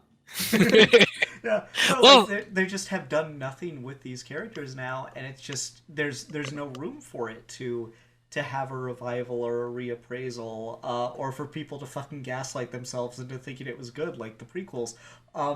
Sorry, Alfred. Well, and every chance I get, I gotta throw that shot out there. but like I've heard it so many times, man. Don't worry. to that point though, right? Like the thing about like reappraisals for popular IP like Star Wars is the reappraisal is always motivated by the existence of content. And as long as there is content, there will be reappraisal. If there was no prequel era stuff, then the chances of the prequels getting reappraised later is closer to like 50-50. But because there's more to consume, because there are more people who grow up and become nostalgic for it, because it's in their face all the time, that's how you get it to reappraise. You can buy reappraisal. That's what most IPs do year after year after year, is they just keep making shit even though it didn't sell to begin with, because they're under that sunk cost fallacy of like, we already spent the money, we'll just keep hammering it out and someone will eventually like it. And the idea that Disney didn't buy into that logic for the sequel trilogy kind of tells you everything they need to know, because they had so much momentum with The Force Awakens, right? Like that trailer instantly being like the most viewed thing ever. The fact that when it came out, even though there were a lot of people who were lost on it, it still made back almost the entire purchase price of Lucasfilm at that point. And they started an entire multimedia empire with new continuity and everything. They got people hyped for Star Wars again, and then to their credit, within 2 years, they made a second Star Wars movie that also made a lot of money. But Rise of Skywalker, and now up through Mando, Disney killed their golden goose. They paid billions of dollars to get Lucasfilm, a company that was literally just printing money for 30 years, and they killed it. They can't sell a Star Wars thing now to save their life. And if they could, I bet you anything, if they could, they would make tons and tons and tons of prequel merch to just sell infinitum. But I think they have kind of smartly realized at this point that, like, if the nostalgia bait stuff in Rise of Skywalker didn't sell you, then they have to reevaluate, and they're taking all the wrong lessons from it, whether it's Mandalorian or whatever the fuck book of Boba Fett was, or whatever the fuck Kenobi was, and they just keep trying to recoup these losses, but they're not doing it by moving forward. They're doing it by trying to find the easy button for printing Star Wars money again, and they just can't seem to do it. Which is weird. Yeah, The only thing that's done any numbers for them after after Last Jedi, let's say, the only thing that's really made them any money was The Mandalorian, and pretty much right away they derailed that whole thing, and now we've got a Star Wars movie in theaters that no one gives a fuck about. It's week 2, and I can't get a showtime in my theater anymore. No one's seeing it. I have seen it, and I can tell you. Actually, I can tell you whatever I want because none of you have seen it. No one's gonna see it. Yeah, no, I mean, like, you start with Mandalorian, which gets praised for feeling, like, new and unique, and this was always my thing with it, because that first season of Mandalorian feels like a cool Western, and then it immediately devolves into Star Wars that's only influences other Star Wars. And then it loses the uniqueness. And I mean, I fucking remember when they first introduced Ahsoka. Everyone hated that bitch. And then they just kept putting her in things, and now people like her. So, like, except for me, because I think Filoni's a hack. But, like, you know, that's, yeah, his good characters are flukes. And they are few and far between. But, like, that has always been the thing with Star Wars fans, is if you just give them more of it, they will eventually come around on it. So, like, I don't know why we didn't piggies. Yeah, I don't know why. I don't know why we didn't just put out more sequel trilogy stuff, just overwhelm them with it until they finally go like, and it's not like they didn't have creatives lining up for shit. I'm sure all of you have heard about the fucking Hunt for Ben Solo thing that came out. Yeah. Movie. Yeah, that ticks me off. You have a top tier actor, you have a top tier director, and they are basically like saying, "Hey, we know you got this fucking this bad rap for something. We have a take, we have an idea. They had a full script." Dude. Right? Like, roll the fucking... And Luke. This is why I do not put this on Kathleen Kennedy. I do not put this on the people involved at Lucasfilm because they were like, "Yeah, let's do it." It is fully a Disney decision. Yep. Where Disney, despite putting so much work into it, I kind of have a conspiracy theory where I still think they get a little pissed that like the Star Wars group, I guess, or whatever, wasn't like Marvel, where Marvel kind of like bent over and let Disney do what the fuck it wanted. I think the Star Wars guys internally have a little bit more of like opinions, not super strong ones because they still fold, but like they still have like, oh no, we don't think we should do this. And even the thought of that, I think, pisses off Disney executives. So where they don't want to just let Star Wars creatives do things, and you do have to get an Andor where they kind of snuck that one past them, you know, like they kind of had to lie a little bit, and Kathleen Kennedy had to shield a lot of people to get Andor off the ground, and it's why I feel like it's not like the creatives involved could do it. It's not like there are so many smart Star Wars writers and directors and everything who would be itching to do a fantastic Star Wars movie. You could drop fucking episode 10, 9, 10, 11, 12 like tomorrow and have really good people if you just let them fucking do it. It's not something that's inherent to Star Wars. Star Wars has a lot left to give just as a tool of a outlet for a director to get their voice across. That's always what it's been. It's expanded like that. You can do whatever in that universe. It's purely the fucking creatives involved do not immediately see how can you market it in a way that's different. How can you sell that isn't just the same thing we've been selling? And because they can't see that, that's why we get stuck with this. It's not like the MCU where you can be like, hey, here's this new character showing up. Isn't this cool? This character meets this character. That's not how Star Wars works. And they've been trying to turn Star Wars into that. And it just doesn't work because Star Wars is not a crossover. It's one thing. It has no differences. And that's your big problem with like Book of Boba Fett just turning into the Mandalorian for right. It's not a crossover. It's not that type of series. It's not even a crossover because there's 2 whole episodes where Boba Fett isn't in it, and it's just the Mando show. Oh, it's so dumb. But no, but like. This movie and this current state of affairs that Star Wars has found ourselves in has put us in a very interesting position. It has put us in the position for a path to a better world, namely a world where we just don't make more Star Wars, honestly. Like, there does have to eventually come a time in like everybody's life where they decide that their own ideas and their own thoughts and feelings and their own creative visions are more important than playing in someone else's sandbox. And at least when George Lucas was running things, you kind of had a human being to bounce these things off of and get more of that, more out of yourself by being in collaboration with him. But now that it's just corporate IP, now that it's just the Disney shareholders demand content, it does leave way to kind of answer the challenge of the prequels and answer the challenge of Andor, which is, do we actually need more of this? Is there really a net benefit to the world and to society and to art and culture if Star Wars just never makes another thing again? Like, I don't think we lose anything. All the important stuff that Star Wars contributed to art and pop culture, it's already here. We've gotten it. We've learned it. People were inspired by Star Wars and became filmmakers. What's happened from Rise of Skywalker forward is people have actively come out and said actually is the exact opposite of that movie and dissuaded them from ever doing Star Wars again. And that's telling. And that's telling of a state of affairs where we need to move beyond this kind of stuff and do something new and do something unique.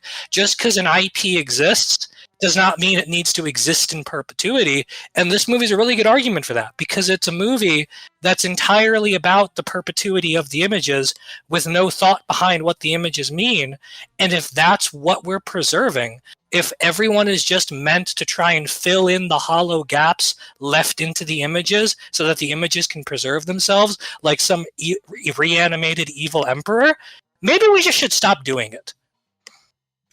Yeah, damn it. So, like, that's such a good spot to end, but I can't let us end there.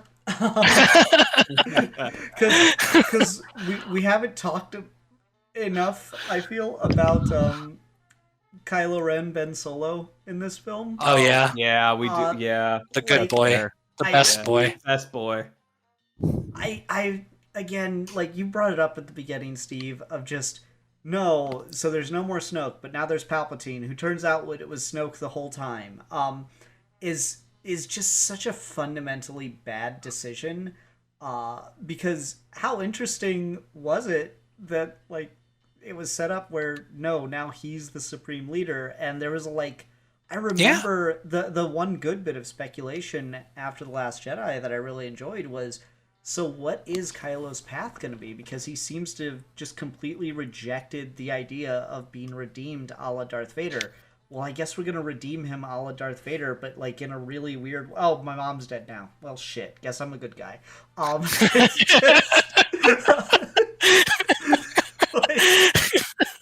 Is that not what happened? To Matt's point about the ghoulishness of it, having Carrie Fisher dying prior to this movie being made, using reheated footage of her from the past, and then allowing her character to motivate a male character when she's not even in the movie and she has died 3 years before this, that's fucked up, man. That's really fucked up. Mm-hmm.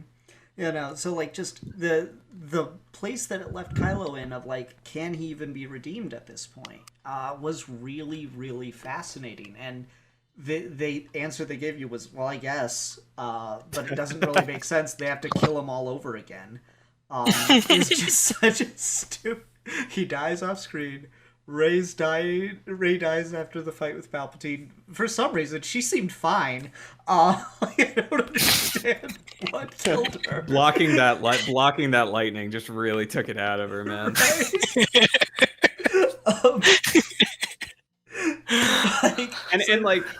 They have to kill Kylo all over again. It's just such a fucking mess. Because like, actually, despite thinking it's stupid to ground him under Palpatine, there is enough of like Kylo kind of on that like Darth Vader mission in a la Empire Strikes Back, where he's just really hyper motivated again, and he's getting like more brutal and like more calculating. I kind of like that aspect of it a little bit, and it's got like there's some interesting things there. His scenes with Rey, where she's becoming more unhinged as he seems to become more and more controlled. I think all of that's like actually got some interesting meat to it and some interesting dynamics. But yeah, it just all fumbles all over itself, and it's just again such a fucking mess. It frustrates me too, because Kylo is a character that he's weirdly the first character in Star Wars that I've ever felt like I like personally related to in a lot of ways. Mm-hmm. And to give another thing that Alfie's gonna think sounds way cooler than it is in the actual movie, I guess.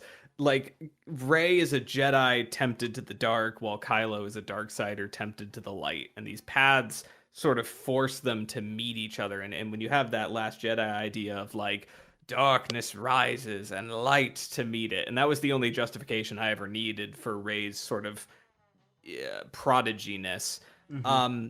The idea of these two being on this like fated collision course with each other is so interesting to me, and it's something that I was desperately hoping we would really expand upon, because for me, the saddest moment in Star Wars, the moment that makes me tear up a little bit, is at the end of Last Jedi, when Kylo is on his knees alone in the base, and he's holding the dice, and he looks up at Rey, and he starts to lean towards her, and she shuts the door, and then he flinches, and he looks down at the dice, and they disappear. And I'm like, that hits me harder than literally anything else in this franchise ever has.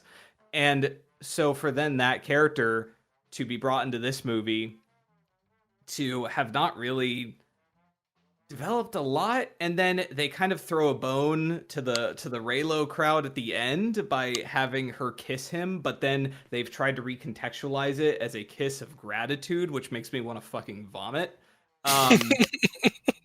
And I feel like just because I kissed you when you brought me the food from the other day, just because I gave you a little kiss of gratitude, now are you gonna like low key try to call me out? Yeah. I always give my homies kisses of gratitude, man. It's not gay. It's not gay if you say no homo. Exactly. But like, it's one of those things where it's like trying to please everybody. It's like, all right, well, we'll throw a bone to the Reylo shippers, but like not actually. And Kylo, to me, always felt like the perfect opportunity to be like, okay, what happens if we redeem a Darksider or a Sith or whatever, and then let them live, and then they have to kind of atone or they have to kind of deal with it. And I feel like Ben was like the perfect vehicle to do that. And I feel like there's a timeline where you could make a pseudo Palpatine reveal work and have Kylo turn back much earlier on in the film to actually kind of explore that. But they just they're like, okay, we're gonna redeem him, but it's gonna be at the 11th hour, and we're just gonna kill him off immediately so we don't have to deal with any of the interesting aftermath. And I like the scene of him reconciling with Han's memory. It's probably one of the only like genuine scenes in the movie that I actually like. But it feels like it doesn't really end up amounting to anything, because then they just immediately kill him off. And it's not even that they kill him off, it's that Rey is like fucking no selling the fuck out of the fact that her like soulmate in the Force just died. And she's just like, huh, that's weird. All right. It's fucking. And it's like, you could have made all this work if you treated the characters like characters, but it's whatever. There was this aspect of Kylo in the first two movies with Rey as the main hero of the new trilogy that anticipates a lot of the conversations we have now about the insecurity in young men and these ideas of toxic masculinity that are internalized and further reinforced by people on the dark web and stuff. And we've made so much stuff in the last 3 or 4 years just about like how the insecurities of men can turn cruel and evil and crippling. And Kylo predates a lot of that modern stuff at this point. And that's what makes him so good, is that he is a character defined by the fact that he is scared, he's lonely, he thinks that power is the same thing as affirmation, and he's constantly searching for affirmation in people that he should know on some level will never give it to him. And that's what makes Last Jedi's so good with his relationship with Rey, because that's what they both want. They both want someone else to tell them that they are good enough. And the only people who will do it is each other. And that's why they can find comfort in each other. But the fact that that doesn't work is why they have to separate at the end, because Rey has to learn someone else can't validate you. And Kylo learns that no one will validate him. And that's why they break off. And then you come here, and none of that stuff that's set up so well in those first two movies is the reason that he gets redeemed at the end. It's not like he has that conversation with Han about like, is it too late? But is it too late for what? What do you regret? What is the thing that, just like Last Jedi pointed out so eloquently, that you decide you no longer need? Because he never actually answers that, right?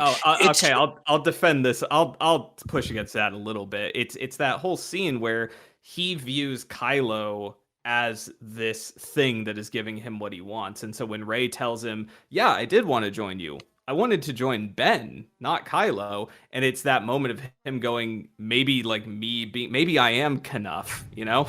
Like maybe me being Ben, I am enough, you know? Maybe that's what it, like, I think that's what they're going for. I'm not saying it's perfectly handled, but I think that's the idea. I mean, I think they definitely give you that dialogue, but I do sort of feel like that larger arc of Ben's desire for affirmation is not the conflict of the movie until he gets redeemed at the end. And because that's the thing that redeems him at the end, there's such a huge disconnect from everything else that was happening prior and everything that was going on in the other movies, because his alignment with Palpatine too, like none of that stuff's really playing off this idea about what Kylo needs in terms of validation. And by the time he's redeemed at the end, the movie doesn't care about those ideas. And it's like, once again, like everything in this movie, there are the images of, or the signifiers of what you expect in Star Wars, namely one of the bad guys to be redeemed. Therefore, that thing has to happen, but it's hollowed out of all emotional significance. Yeah. It's bad decision after bad decision. Because, like, the thing with... I talked about this a little bit earlier, but like Force Awakens, I defended within the context of J.J. Abrams is really good to have as your first movie director because he's a guy that likes to set up all his mysteries and throw out a lot of ideas. And so that's good in that it gives the other creatives involved stuff to play with. Because I'm actually not of the opinion that I think a lot of people are, where like they should have had the whole trilogy planned from start to finish. Because when Lucas didn't have the whole trilogy planned for the original trilogy, and then he was kind of forced into a plan for the prequels, and the original trilogy is better. So kind of making it up as you go is potentially a good idea. Now it seems that we're 50-50 here for a trilogy, but like making it up as you go and responding to what the audience is responding to has validity as an approach. So Abrams, as the guy who's like good at setting up a mystery and good at like giving a lot of like, you know, possible plot threads to follow, he's a good guy for that. And then I felt really solidified in that with Johnson coming in and saying, well, like these are the things that aren't interesting and here's why they're not interesting as a Star Wars fan, and here's what's actually interesting about Star Wars, and da da da da da. And then the like nail in the coffin of this is Abrams then being put in the position that he's never ever been good at, which is solving the mysteries that he's set up, or solving the plot threads that he's laid down, because he's just not good at that, and he's talked about why he's not good at that, and he likes the mystery more. So you just have this like just disastrous conclusion. And again, Alfie, you're more like aware of the behind the scenes. I don't know what really got them to bring Abrams back. I remember like the director they originally had lined up like got canceled or whatever. No, so basically what happened is the scripts were kind of all in production like one after the other, right? So during the production of Last Jedi, they were writing the script for Episode 9 with Colin Trevorrow, and for whatever reason, the Lucasfilm people just didn't like what he was giving them. They just weren't a fan of what he was doing, and J.J. Abrams, it's kind of like an old wives' tale that they hired J.J. Abrams because of the reception to Last Jedi. It's not true. J.J. Abrams was brought on before Last Jedi even dropped.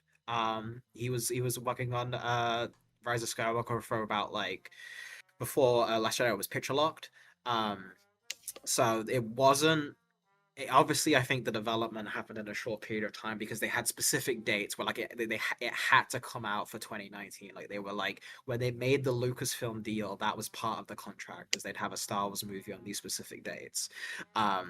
So because the development of 9, they spent a lot of time. They took a lot of concept art making that movie, and then when they had to scrap it all, J.J. Abrams was in a very, very tight position in terms of moving that around. And like you said, again, something he's already not familiar with in his position. And it's kind of the thing I go with, where I like people I don't think set out to make bad movies. Like no one's going in like, oh, let me really fuck this one up, you know? Like even if I disagree with creatives, even if I'm like, oh, this person is just kind of opposed to me creatively, I do want to put like the benefit of the doubt. And I do want to say these are still people in an era where we are getting more and more AI driven, and creatives are looking for an excuse to move to that, and studios are fucking licking their chops at the possibility of not having to pay anyone.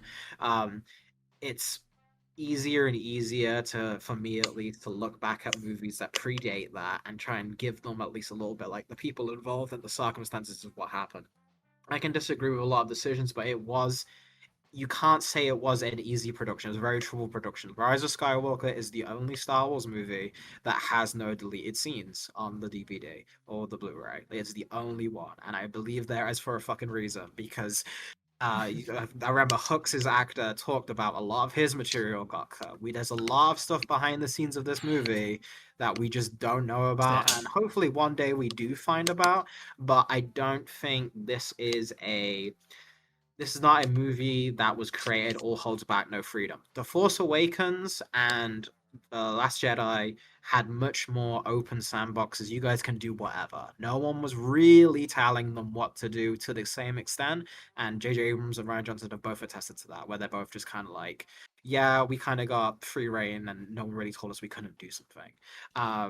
I do not believe that happened with this one. I think this one they were much more micromanaging, and I believe as a result, it's the compromised piece you get. I would like to hear J.J. Abrams talk about it now, or even the name's escaping me, Steve. You know, his BVS screenwriter who wrote Chris it as Terrio. well. Chris Terrio. Chris Terrio is actually a really fucking good writer, so he's even more so. I'm interested in what the fuck happened here. Like he Well- always seems to be at the cusp of these fucking terrible studio productions. So I really want to know his side of the things with that.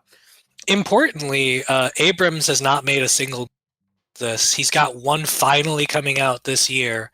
And Terrio, outside of his involvement with Zack Snyder, Justice League, Batman stuff, has also not written a single movie since this. I know, right? It ended both of their careers. I just. I mean, it probably should end somebody's career. Yeah, you know, someone's gonna face consequences. Someone has to pay for what they did to Star Wars. And you know, Kathleen Kennedy, you know, she's the one infecting it with their woke feminism, and she's not paying, so someone's got to. I hate when they infect it with the woke feminism. It's just the worst, man.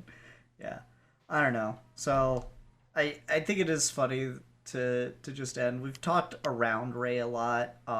Rey and Kylo being the central characters of these movies. We've talked around Rey a lot. I don't feel like we need to devote a whole extra bit just talking about Rey again. But I do want to just talk about the very end of the movie and how the most like savage critique of the movie, and it's the one I quote all the time because it's like, no, that's perfectly it. That is everything that's wrong with that movie is this fucking Tumblr or Twitter post or whatever. It's like become legendary. It's more myth than legend at this point. Of I'm Rey Skywalker. No, you're not. But I'm not. No, you're not. Say what you are. Say what this whole scene actually means. Say what you are. I'm Rey Star Wars. That's right. You're Rey Star Wars. It's just because it's just hollow and it's meaningless and it like completely undercuts everything. It's just such a disastrous choice to end there and everything that it just ruins. Like it's the worst place you could have ended, and it's the ending this movie deserved. On that note, and this is the last thing I have, the other final reason in the coffin of why I think this is an evil, cynical movie that's representative of everything wrong in the world is when you break this down at the end of the day, it is a corporate product that is designed to try and appeal to everybody, therefore it appeals to no one, that does every possible thing it can to recycle things from the past and repeat things that you have heard before in a way that make way less sense in this context, that has no sort of singular human artistic vision or defining perspective. And it's movies like this that are why generative AI has boomed the way it does. This is the genesis point for things like generative AI finding a voice in our present moment, because generative AI is just the automation of the logic that created this, and that's its other big cross that it has to bear, is that allowing things like this to get made is how you get things like people wanting AI to fix their movies for them, because it makes all of these decisions for you. You don't even have to pay people to make bad movies anymore. You can just use this machine to do it. And this is, again, why I think that maybe we do need Star Wars to just kind of die, because this movie killed excitement in the series, but it also catapulted us into a logic of consumer IP-driven recycling the same thing over and over again to the point of automation. That's just bad for the world. And we really don't need more of that. Yeah, that's Yeah. fair. No, I wholly agree.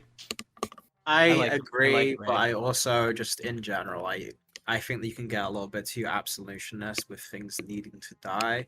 Things can end without dying, and sometimes people can have the idea and use something as a medium to tell interesting stories. I just fundamentally do not believe in taking pieces off the board, I guess. Like, I don't think that serves any purpose. I think you can have things rest and you can have things end and you can have things go dormant for decades.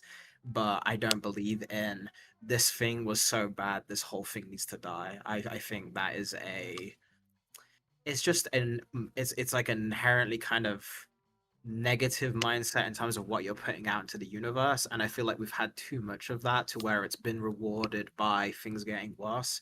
So I'm not particularly interested in that line of thought these days, but I do agree with the overall point.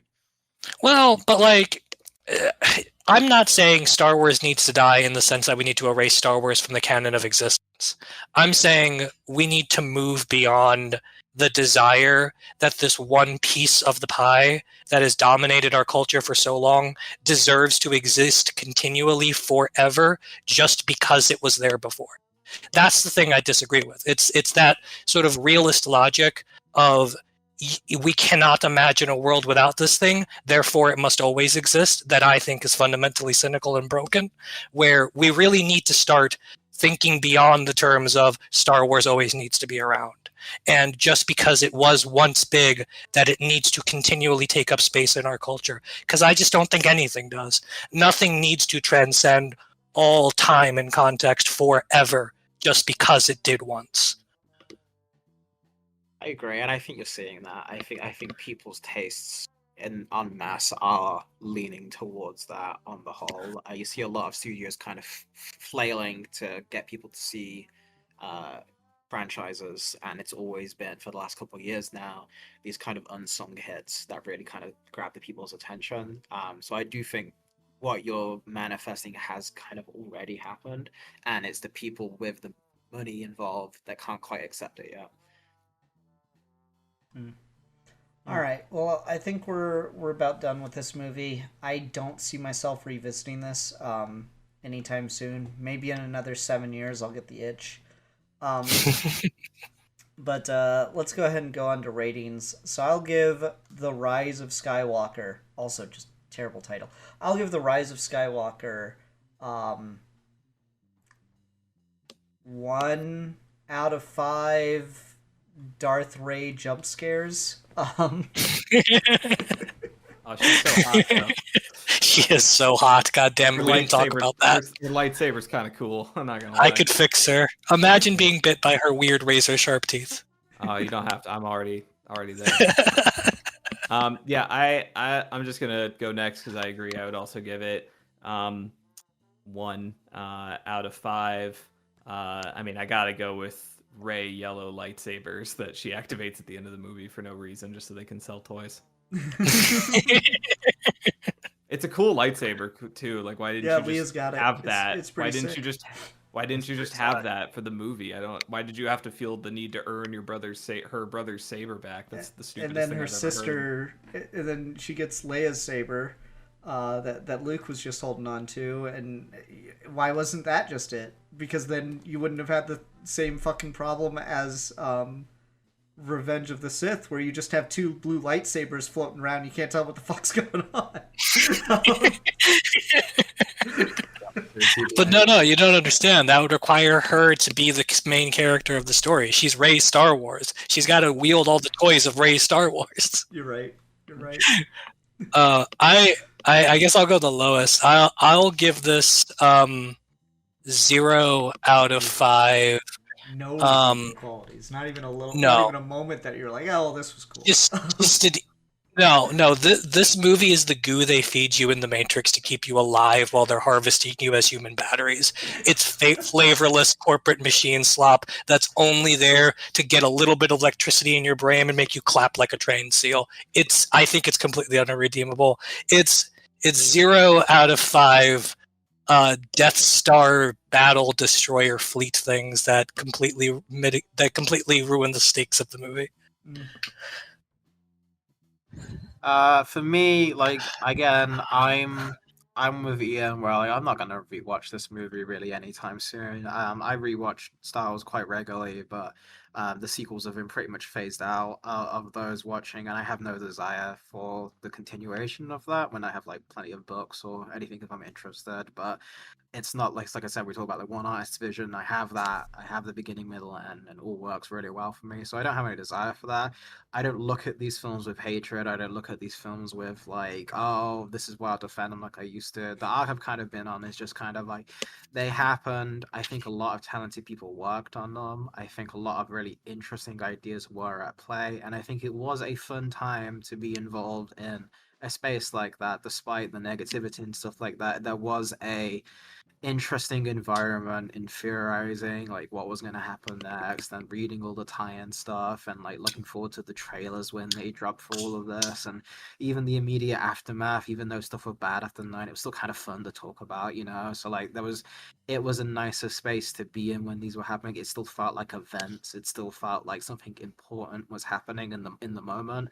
And I do miss that feeling more than anything. I do think it's nice to be involved in that, but it's a fleeting miss. It's not something that I have a lot of yearning for. It's just something that happened and has passed me by. So my overall thing with this movie specifically, I guess I'll be a little bit kinder to it. I'll give this 2.5 out of 5. Submerged Death Stars, because I think that's a really cool saying. I quite like the visual of that, and that's something they were trying to do since the episode 7 concept art with like Rey swimming through the Death Star and stuff. So I really like that set. And again, adios sequel trilogy, sayonara. You could have been something. Yeah, I have been hearing over the last like year or so the idea of just redoing the sequel trilogy and trying to get it right this time, and I'm like, I don't know if you can. Like the fact that you'd have to do that, the fact you're even talking about that is just so implausible to me. And they would have Filoni do it, and the result would that there would be no interesting ideas as opposed to some interesting ideas. Yeah, had to get that in there. Yeah, you're right. Okay, well, everyone, thanks so much for watching. Matt, thanks for coming back for this one. I'm glad that you can die peacefully now, and that you got your first order rant out. And happy to do it. He's gonna fade away, just like Ben at the end of this movie. Like Ben, and now my time has come. All right. Well, until next time, everyone. I'm the Philosopher. I am also here. I'm the Luddite. I'm the Raylo erotica lover, which is the most true thing that I've ever said on a sign-off. And we are your Geeky Gentlemen, and we will be discussing things.